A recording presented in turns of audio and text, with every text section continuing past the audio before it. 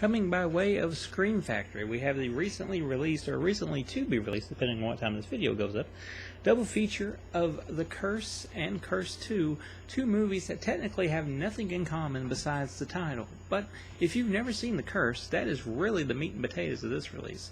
And that was a movie that, I think if you go back and watch my VHS update video, I want to say maybe even 2 years ago, when I first received The Curse, I watched it on VHS. Looks great this time, but I can get that in there. In The Curse, you know, you have a young Will Wheaton, and his actual real-life sister playing this too.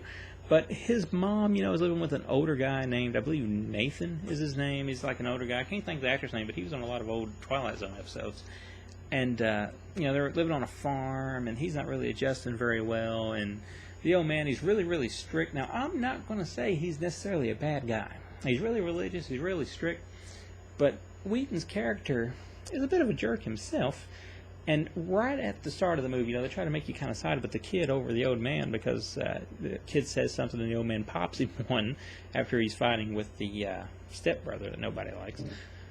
But the thing is, I mean, it's a real strict guy. He's a real religious guy. If you're going to cuss in front of the man, you're probably going to get backhanded. But nonetheless, it's neither here nor there. Basically, the meat of the story is he's running a farm, the old man is, and things are not going well. And there's people trying to make him get rid of the farm. He's standing in the way of progress, all that good stuff. Then one night, a meteorite, a comet, a whatever the heck it is thing, comes from space, gets a big old ditched up spot there when it lands right on the farm. And of course, you know, they do some tests. They call in the local doctor and all that. They're doing tests on it. But while this is going on, the mom's doing some very peculiar things with one of the hands that works there.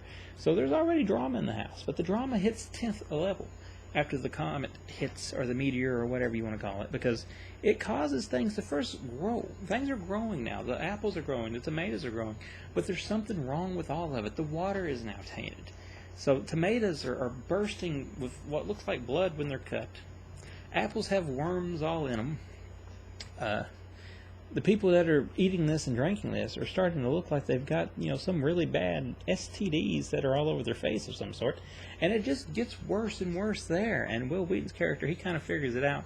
So he's, you know, he's trying to warn people a little bit. He's trying to stay away from that. He's trying to help his sister, help his mom.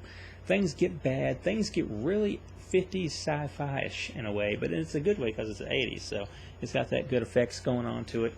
And it's really a good movie. I mean, in my personal opinion, I think The Curse is a really, really underrated gem from the 80s. 1987 or 88, I think it's 87. I could look on this, but that would be cheating. I don't know. It seems like it gets underrated a lot. I really like it a whole lot.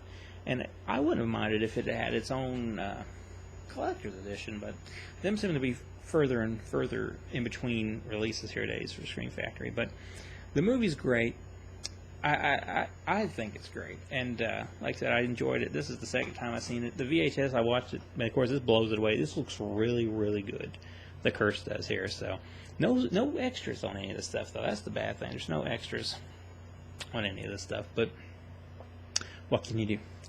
Then we move on to Curse 2, The Bite, or separately known as The Bite, according to the title screen. Before I get into this one, I do want to say there's a bit of a warning before that one plays, because they didn't quite get the material that they wanted to get for that one. So it looks pretty soft most of the time. It doesn't look as good as The Curse does, so that kind of is a bummer. But you're getting 2 for 1 here, and one's really, really good. It's really campy film, though, Curse 2 is, because there's snakes everywhere. I hate snakes, and there's 10 tons of snakes in this movie, which is the plot of snakes. And these are not normal snakes, as we learned pretty early on. But this couple, they're traveling through the desert. It's the middle of nowhere, basically, and there's snakes everywhere. There's snakes all over the road. There's snakes sneaking into their vehicle, and one snake bites the guy. Now the guy ends up in a place, and this other guy, who's kind of a shady character, but he's funny and he's hilarious, played by the dude that used to be in MASH. What's his name? Jamie Farr. Jamie Farr used to be in MASH. He's playing this guy. He wants to be a doctor, but he's really a salesman. So he gives him an antidote. It's kind of like not a good antidote, but he's on the trail trying to find him throughout the movie. But the problem is the snake bite. isn't a normal snake bite. So instead of killing the guy, it's mutating him. So he's becoming really aggressive and things are going crazy. And then it gets really, really crazy later on when some stuff comes from the hand that he was bitten in. And I don't think it's much of a spoiler since I say it in the back of the case here. He basically is becoming a bit of a snake creature himself. So it's really campy. It's got some really good gore in it and stuff. And it's fun. It's really fun. I wish it looked better than it did. But it's so fun. Not, maybe it's so bad it's good. Maybe it's one of those. I'm not sure. But it's really fun, and it's a good companion piece with Curse, even though it's not a real sequel.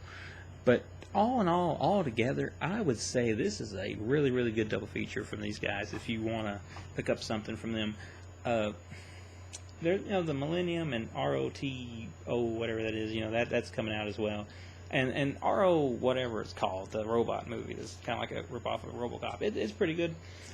Millennium, I didn't care about it. So if you're on the fence and you just want to get one combo, I would get this one, because this one here has got the better quality movies. Like I said, no extras though. There may be a trailer here or there. I'm not even sure if there's even trailers here, but it is still it's good. And the Curse, man, like I said, I can't say enough about how well I like the Curse. Curse 2, it's a little odd, but it's a good kind of odd, I do believe. So that's Curse and Curse 2 from Scream Factory. So if you're going to pick that up, I don't think you'd be wasting your money at all if you pick this one up.